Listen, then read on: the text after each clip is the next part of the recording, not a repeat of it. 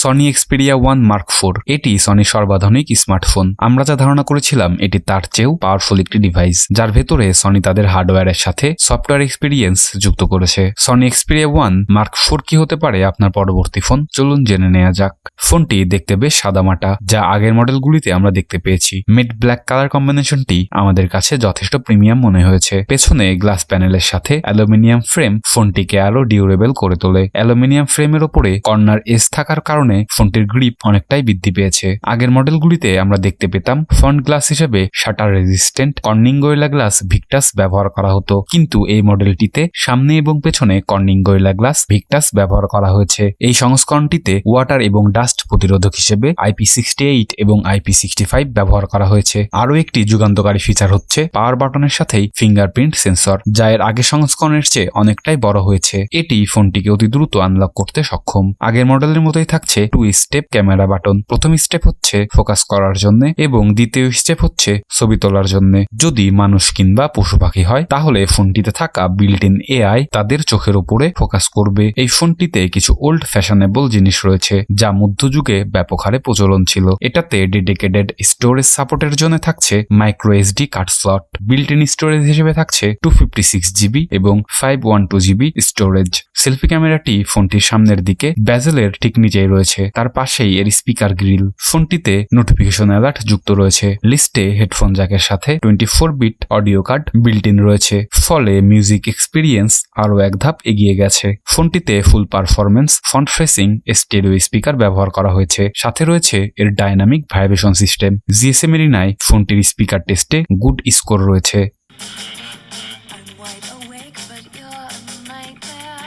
ফোনটিতে নোটিস করার মতো বেস ক্যাপাসিটি দেখা যাচ্ছে। ফোনটিতে থাকা ডাইনামিক ভাইব্রেশন সিস্টেম অন করার পরে মিউজিক প্লে করলে সাউন্ড অনেকাংশেই বৃদ্ধি পায়। ফোনটির ডিসপ্লে আগের মডেলগুলোর মতো রয়েছে। 6.5 ইঞ্চ OLED ডিসপ্লের সাথে 120 হার্জ রিফ্রেশ রেট। 4K রেজুলেশনের এই ডিসপ্লেটিতে সনির built in X reality engine ব্যবহার করা হয়েছে, ফলে আগের ভার্সনের চেয়ে এই ফোনটির ডিসপ্লে অনেক উজ্জ্বল। ডিসপ্লেটির 643 ppi এর সাথে 10 বিট 1 বিলিয়ন HDR 2020 সাপোর্ট রয়েছে, ফলে মাল্টিমিডিয়া এক্সপিরিয়েন্স আরো এক ধাপ এগিয়ে যাবে। ফোনটিতে built in HDR audio driver রয়েছে, এর মানে আপনি রেকর্ডিং এবং আপলোড HDR মোডে করতে পারবেন। ফোনটিতে 120 হার্জ রিফ্রেশ রেটের সাপোর্ট থাকলেও মাল্টিমিডিয়া প্লের ক্ষেত্রে 60 হার্জে নেমে আসে, কিন্তু যে সমস্ত হাই এন্ড মাল্টিমিডিয়া গেমে 120 হার্জ রিফ্রেশ রেট সাপোর্ট রয়েছে সেই গেমগুলির ক্ষেত্রে আমরা 120 হার্জই দেখতে পেয়েছি। মাল্টিমিডিয়া গেম খেলার জন্য ফোনটিতে বিল্ট ইন গেমিং মোড রয়েছে, যা আপনাকে 240 হার্জ রিফ্রেশ রেট পর্যন্ত পারফরমেন্স দিবে। এটিকে সনি বলছে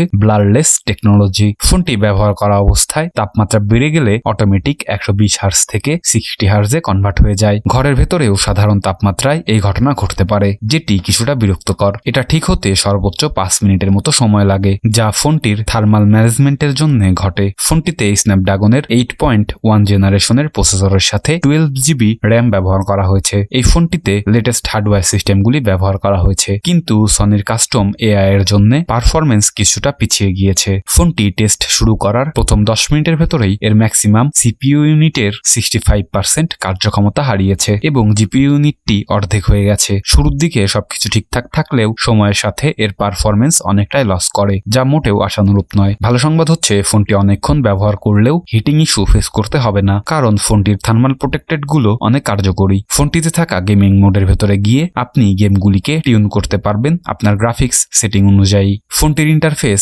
সাদামাটা দেখতে, যাতে আপনি কিছুটা স্টক অ্যান্ড্রয়েডের ফিল পাবেন। ফোনটিতে মাল্টিমিডিয়া ফিচার যুক্ত রয়েছে। ডিসপ্লে সাইডে একটি ফ্লোটিং বাটনও অ্যাড করা রয়েছে, যেটি সিঙ্গেল হ্যান্ড ইউজারদের জন্য কাজে আসবে। সনির বিল্ট ইন ক্যামেরা অ্যাপটি যথেষ্ট কাজের। এতে ম্যানুয়াল মোডের পাশাপাশি বেশ কিছু মোড রয়েছে। ফোনটিতে built in cinema pro app রয়েছে, যেখানে আপনি একসাথে অনেকগুলি ভিডিও প্রজেক্টের কাজ করতে পারবেন। ভিডিও করার সময় ভিডিওগুলি সরাসরি প্লেব্যাক সহ resolution, shutter speed, ISO, white balance control করতে পারবেন। ফোনটি 21:9 expect ratio supported. Cinema pro অ্যাপের সাহায্যে আপনি যে কোনো ধরনের ভিডিও কন্টেন্টগুলি আরো সহজেই তৈরি করতে পারবেন এবং সরাসরি তা যে কোনো ভিডিও প্ল্যাটফর্মে লাইভে আপলোড করতে পারবেন। ফোনটিকে আপনি সনির যে কোনো আলফা ক্যামেরার সাথে যুক্ত করে ডেডিকেটেড ডিসপ্লে এবং মাল্টিমিডিয়া হাউস হিসেবে ব্যবহার করতে পারবেন। এই সব কাজ সম্পাদন করার জন্য ফোনটিতে ট্রিপল ক্যামেরা সেটআপ ব্যবহার করা হয়েছে, যা আমরা আগের মডেলগুলিতে দেখতে পেয়েছি, কিন্তু এইবার টেলিপোর্টে লেন্সে কিছুটা আপডেট এসেছে, যা আগের চেয়ে অনেক ভালো জুম করতে সক্ষম। ফোনটির মেন ক্যামেরাটি 12 megapixel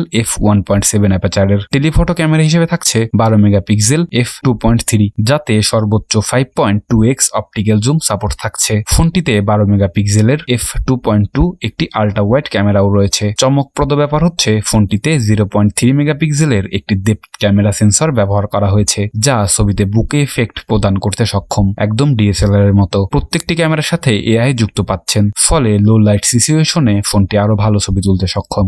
real time object tracker ফিচারটি প্রত্যেকটি লেন্সের সাথেই কাজ করবে, যা একটি দুর্দান্ত ফিচার। দিনের ঝকঝকে আলোতে মেন ক্যামেরা দিয়ে তোলা ছবিগুলি অনেক ডিটেলস এবং নয়েজ ফ্রি। ছবিগুলি অনেক শার্প এবং দুর্দান্ত মনে হয়েছে। হোয়াইট ব্যালেন্স এবং কালার স্যাচুরেশন বাস্তবিক মনে হয়েছে। ছবিগুলির ডাইনামিক রেঞ্জও দুর্দান্ত।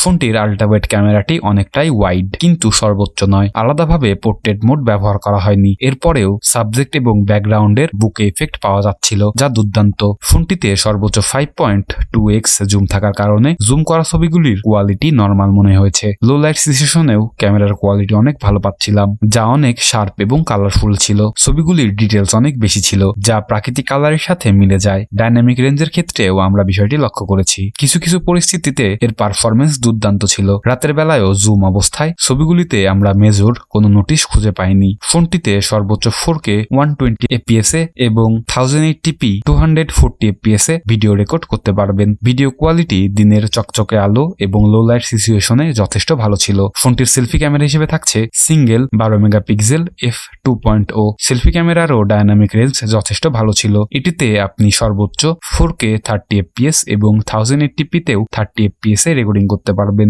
এত কিছুকে পাওয়ার অন করার জন্য যুক্ত রয়েছে নন রিমুভেবল লিথিয়াম পলিমার 5000 মিলিঅ্যাম্পিয়ারের একটি শক্তিশালী ব্যাটারি। এই ব্যাটারিটিকে চার্জ করতে 30 ওয়াট ফাস্ট চার্জারের সাহায্য নিয়েছে সনি, যা মাত্র 30 মিনিটের ভেতরে 50% চার্জ তুলতে সক্ষম। এত কিছুর পরে ফোনটির দাম $1598, যা বাংলাদেশি টাকায় 1,38,000 টাকা সমপরিমাণ হয়। সনি Xperia 1 Mark 4কে টেক্কা দিতে বাজারে রয়েছে স্যামসাং এর গ্যালাক্সি S22 আল্ট্রা 5G। ফোনটি সম্পর্কে বিস্তারিত দেখতে এখনই ক্লিক করুন। সবাইকে আরো একবার ধন্যবাদ জানিয়ে এখানেই শেষ করছি।